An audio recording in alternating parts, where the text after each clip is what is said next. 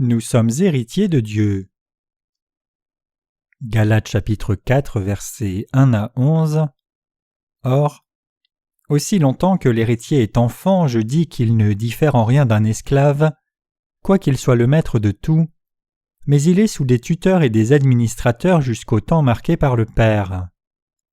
Nous aussi, de la même manière, lorsque nous étions enfants, nous étions sous l'esclavage des rudiments du monde, mais lorsque les temps ont été accomplis, Dieu a envoyé son Fils, né d'une femme née sous la loi, afin qu'il rachetât ceux qui étaient sous la loi, afin que nous reçussions l'adoption, et parce que vous êtes fils, Dieu a envoyé dans nos cœurs l'esprit de son Fils, lequel crie « Abba Père ».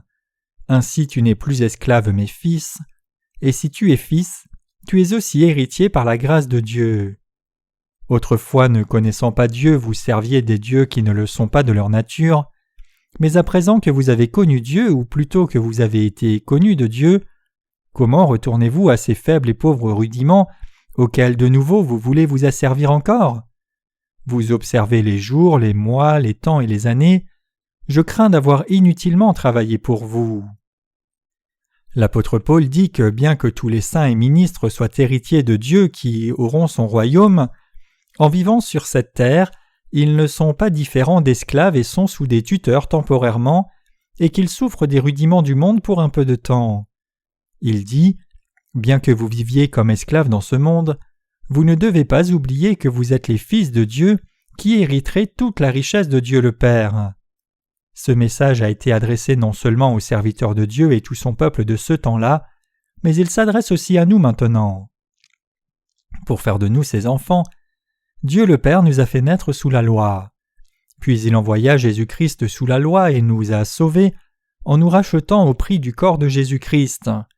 Ainsi, Dieu nous a adoptés, nous qui croyons dans la vérité, comme ses propres fils et filles. Et le Saint-Esprit qui est venu dans nos cœurs nous permet d'appeler Dieu Abba, notre Père. Effectivement, tout comme l'apôtre Paul et nos ancêtres dans la foi, nous désirons aussi vivre avec le Seigneur, que nous allions vers lui ou qu'il vienne à nous. Nous espérons hériter et jouir de l'héritage du Seigneur.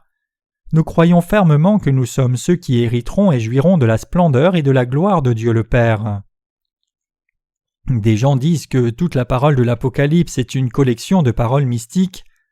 Certains invoquent des arguments scientifiques inappropriés pour empêcher les autres de croire la parole de Dieu. Ils traitent ceux qui croient dans sa parole comme des fanatiques, mais ces gens-là ont tort.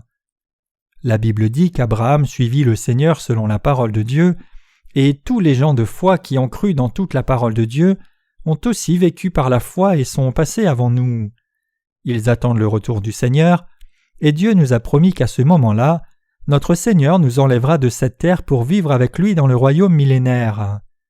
Le Seigneur nous a dit qu'il amènera les justes à jouir de la splendeur et de la gloire. Nous croyons dans sa promesse. Nous sommes héritiers du Seigneur. Je crois que lorsque nous entrerons dans le royaume millénaire et nous nous tiendrons devant le Seigneur, il essuiera nos larmes, nous protégera, nous bénira et nous donnera tout ce que nous voudrons. Et quand nous serons dans son royaume après avoir vécu sur terre un peu de temps, la gloire que nous recevrons et dont nous jouirons sera abondante et éternelle, au-delà de toute description. L'héritage de Dieu se réfère à son royaume, comme le dit le Notre Père, « Que ton règne vienne » Matthieu 6, verset 10. Le royaume de Dieu est déjà venu dans nos cœurs. Quand nous vivons pour répandre l'Évangile, nous allons entrer dans le royaume de Dieu, et quand le Seigneur reviendra, toutes ses promesses seront accomplies. Alors, quand notre Seigneur reviendra-t-il? Quand cette promesse du retour du Seigneur s'accomplira-t-elle? Nous ne le savons pas exactement. Cependant, il est clair qu'il viendra dans un futur proche. Nous le croyons. Nous sommes absolument convaincus que cela se passera pour que tous les enfants de Dieu vivent dans le royaume du Seigneur. Comme une rivière coule dans la mer, alors que le temps passe, nous allons vers le jour où nous hériterons du royaume de Dieu. Bientôt, il sera temps pour vous et moi d'hériter du royaume de Dieu. Les heures passent même si une horloge s'arrête, et le temps continue de passer quoi qu'il arrive. Que nous vivions un jour ou deux, l'heure continue de passer quoi que nous fassions. Même en ce moment où nous adorons, le temps passe. Quand nous mangeons, quand nous servons l'évangile de l'eau et de l'esprit ou prions, quand nous jouons au football, quand nous avons des pensées positives ou négatives, le temps passe. Et alors que le temps passe, le jour promis arrive et nous allons hériter du royaume de Dieu. Nous hériterons du royaume de Dieu, c'est certain.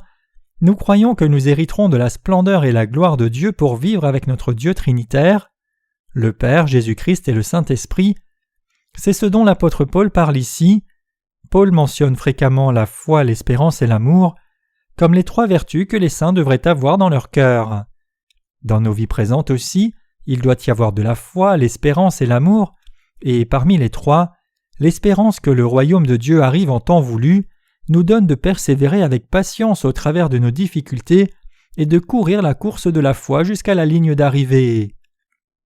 Mes chers croyants, il y a des temps où moi aussi j'étais plein de l'énergie de la jeunesse, mais le temps est passé à tel point que j'approche de la vieillesse. Je n'ai pas pu retenir le temps bien que j'ai essayé. Quand j'étais jeune, le temps ne passait pas assez vite, mais à un moment donné dans ma vie, le temps s'est mis à passer trop vite.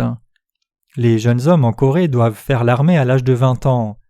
Chacun reçoit une convocation à un examen physique pour être intégré au service militaire et le temps file à partir de là. Auparavant, le temps passait trop lentement pour moi, mais dès lors, le temps est passé si vite que ma trentaine, quarantaine et cinquantaine sont arrivés comme un avion de chasse. Je m'en demandais « Quand est-ce que j'aurai 60 ans ?» Mais j'ai déjà passé les 50 ans et j'arrive déjà à 60. Bien que mon cœur soit toujours jeune, le temps est passé et mon corps montre bien que j'ai passé la cinquantaine. Maintenant que plus de temps s'écoule, ne franchirai-je pas la rivière de la mort ? Qui se trouve de l'autre côté lorsque nous traversons ? Le Seigneur nous y attend. Où est l'endroit où le Seigneur enverra des anges pour nous accueillir ?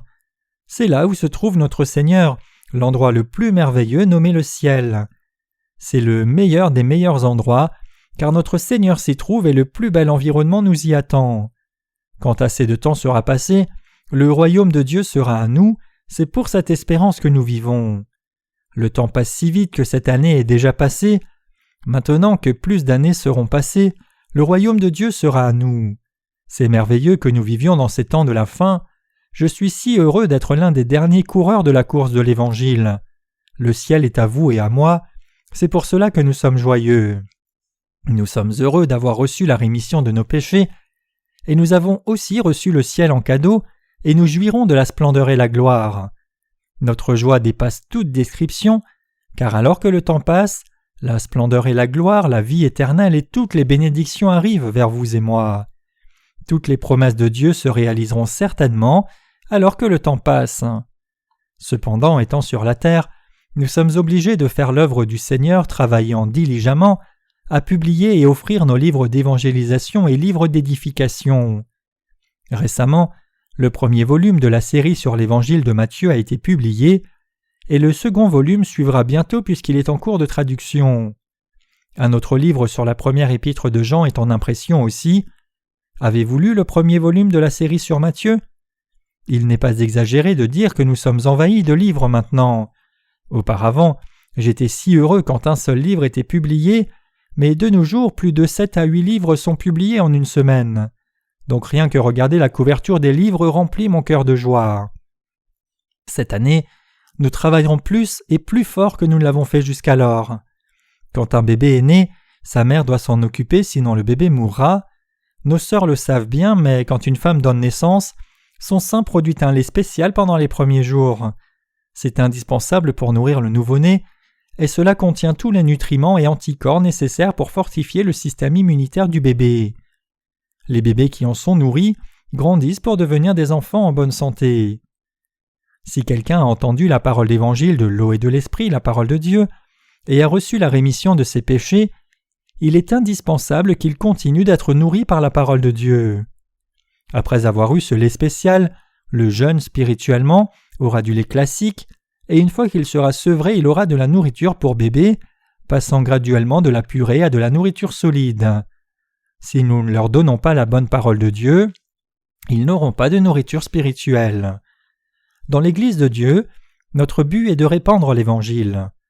Bien sûr, se nourrir de l'Évangile, c'est se nourrir de lait basique. De plus, comme nous sommes nourris d'un régime équilibré, nous pouvons grandir. Ainsi, nous devons donner de la nourriture équilibrée de la parole de Dieu aux saints nés de nouveau de par le monde. Après avoir prêché l'évangile de l'eau et de l'esprit, qui est comme le lait des enfants, nous devons les nourrir de pain spirituel, traduisant et publiant nos livres sur Matthieu, 1 Jean et les Galates, tout comme l'Ancien Testament, alors ils pourront grandir. Quand je lis les témoignages qui nous sont envoyés par email, je vois si une personne continuera de lire nos livres ou non. Nous savons que parmi les visiteurs de notre site, il y a plus de visiteurs répétitifs que de nouveaux visiteurs. Ceux qui ont visité notre site une fois continuent d'y revenir pour demander nos nouveaux livres imprimés ou télécharger leurs e-books. C'est pour cela que je suis convaincu de continuer à publier davantage de livres. Mon cœur y aspire, mais mon problème c'est le manque d'énergie. Nous devons travailler davantage mais n'en avons pas la force, mais quand même, nous continuerons d'exercer notre ministère de littérature. Quand les séries sur l'évangile de Matthieu, la première et seconde épître de Jean et Genèse seront publiées une à une, beaucoup d'âmes verront leur foi grandir alors qu'elles seront nourries de la parole nécessaire au bon moment et fortifiées par ces livres. Quand vous avez reçu la rémission de vos péchés, n'aviez-vous pas aussi un besoin urgent de la parole ? Après avoir reçu la rémission de vos péchés, vous avez dû continuer d'écouter l'évangile de l'eau et de l'esprit. Combien avez-vous écouté la parole de Dieu indispensable sur bien des sujets pour écarter vos pensées erronées ? En continuant d'écouter la parole de Dieu, le voile de votre cœur s'est levé, vous avez compris la parole de vérité, et maintenant vous êtes unis de tout cœur au Seigneur. Il est écrit « Si tu es fils, tu es aussi héritier par la grâce de Dieu » Galates 4, verset 7. Mes chers croyants, vos parents dans la chair sont-ils riches au point de vous laisser une fortune en héritage ? On dit que quand les parents sont riches, les enfants attendent leur mort en pensant « Si seulement le temps passait, tout ce que mes parents ont serait à moi ». Il y a donc probablement beaucoup de gens qui souhaitent secrètement leur mort lorsque leurs parents sont vieux et malades. Vous avez transmis quelque chose de précieux à vos enfants. Après tout, ne leur avez-vous pas transmis votre foi ? Si oui, vous avez offert quelque chose d'inestimable à vos enfants, et il n'y a rien de plus précieux. Nous sommes tous devenus enfants spirituels de Dieu. Nous étions sous la loi, mais pour nous donner le droit de fils de Dieu, Jésus-Christ a remis tous nos péchés en venant sur terre, étant baptisé, mourant à la croix et ressuscitant des morts, et il a répandu le Saint-Esprit dans nos cœurs. Maintenant que nous avons l'Esprit de Dieu dans nos cœurs, nous pouvons appeler Dieu « Abba, Père ». Quelqu'un parmi vous hésite-t-il à appeler Dieu son Père ? Non, personne. Y a-t-il du péché dans vos cœurs ? Non, il n'y a pas de condamnation pour ceux qui croient dans l'évangile de l'eau et de l'esprit. Croyez-vous dans l'évangile de l'eau et de l'esprit ? Si quelqu'un croit dans l'évangile de l'eau et de l'esprit de tout cœur, il peut s'identifier à une personne juste. En son temps, Dieu partagera la splendeur, la gloire, la force, la puissance et l'autorité qu'il a avec nous. Nous aurons tout ce que Dieu a dans le Seigneur. Comme une famille, nous vivrons avec lui pour toujours. Maintenant, cet endroit n'est autre que l'Église de Dieu. Le concept de famille spirituelle se réfère à l'Église de Dieu. L'Église de Dieu est le rassemblement des sauvés qui sont nés de nouveau d'eau et d'esprit et sont devenus justes. Ils hériteront du royaume de Dieu. Ce sont eux qui sont le peuple de Dieu, une famille, et les membres de l'Église de Dieu. Nous devons donc toujours demeurer dans l'Église de Dieu, croyant que nous recevrons et jouirons de la puissance, la splendeur et la gloire de Dieu. Bien que nous soyons parfois persécutés et méprisés par les gens du monde, et que nous travaillions dur à servir l'Évangile sur la terre, nous pouvons vivre par la foi sans perdre notre cœur dans les choses du monde, car nous sommes héritiers du royaume de Dieu. Mon cœur a la foi inébranlable dans ce que, dès lors que j'aurai fait mon devoir, j'irai dans la présence du Seigneur. J'apprécie pleinement ce que pensait l'apôtre Paul en travaillant pour l'Évangile et disant « J'ai combattu le bon combat, j'ai achevé la course, j'ai gardé la foi. Désormais la couronne de justice m'est réservée. Le Seigneur, le juste juge, me la donnera dans ce jour-là, et non seulement à moi, mais encore à tous ceux qui auront aimé son avènement. » 2 Timothée 4, versets 7 à 8. Avant que l'apôtre Paul ne soit né de nouveau en croyant dans l'évangile de l'eau et de l'esprit, il n'était pas différent de quelqu'un du monde. C'est pour cela qu'il confesse qu'il était sous des tuteurs et gardiens jusqu'au temps fixé par le Père. Et il y a aussi un temps où nous étions sous la connaissance élémentaire de ce monde.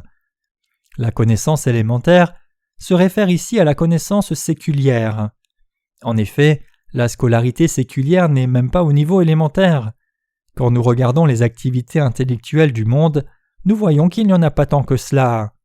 Avoir une grande quantité de connaissances séculières n'est pas très honorable. Dieu nous a fait vivre sous cette connaissance élémentaire pour un temps, afin que nous rencontrions le Seigneur dans la parole de vérité. Nous sommes héritiers de Dieu. Cela signifie qu'avec Dieu dans son royaume, nous jouirons éternellement de la splendeur, la gloire, l'autorité, la puissance et la beauté qu'il a. Franchement, je me demande parfois si ce n'est pas ennuyeux à vivre. Tout devient ennuyeux au bout d'un moment. Exercer son sport favori comme le tennis de table ou le football peut être bien au début, mais cela devient ennuyeux si on y joue toute la journée. 2-3 heures de jeu peuvent être amusantes, mais cela ne deviendrait-il pas embêtant de courir sans arrêt toute la journée? Dans vos pensées charnelles, ne vous dites-vous pas aussi que ce serait ennuyeux de vivre éternellement, alors que vivre 70 ou 80 ans sur terre est déjà assez ennuyeux pour vous? La Bible dit que nous jouirons de splendeur et gloire dans le royaume de Dieu, et le long du fleuve de vie, il y aura des fruits dans leur saison. Il n'y a pas de souci, mais seulement de la joie au ciel. Je suis heureux. Puisque Dieu a dit que notre joie, la bénédiction et la vie n'auront pas de fin, et qu'il n'y aura pas de ténèbres dans son royaume, à quel point notre héritage est-il merveilleux! Nous entrerons dans le jardin plein de joie comme le Seigneur l'a promis aux brigands crucifiés à ses côtés. Aujourd'hui, tu seras avec moi dans le paradis.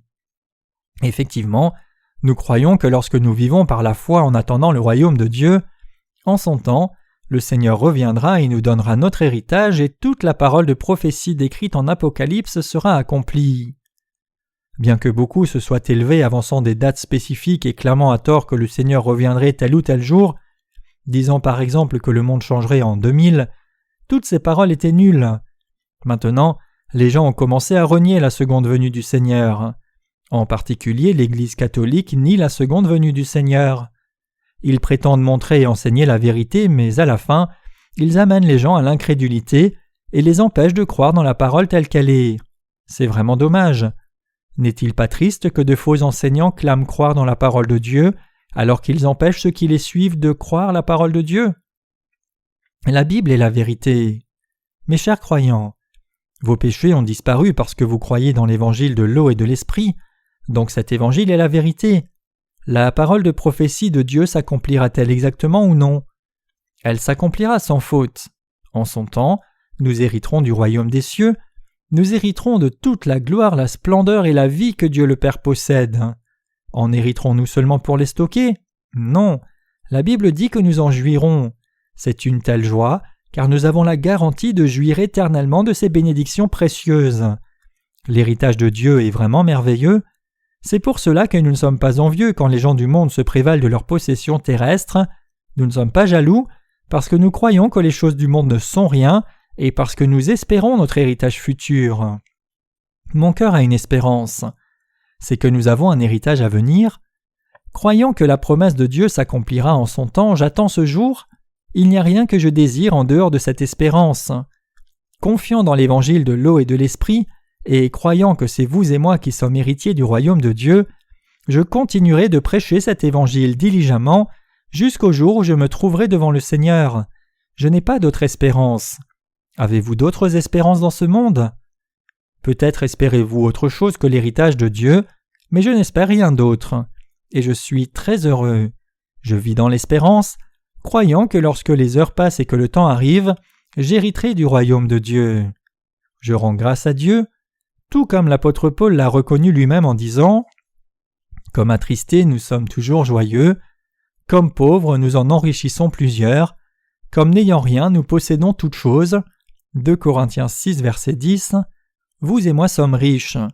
Nous sommes héritiers de tout ce que Dieu a. Alléluia.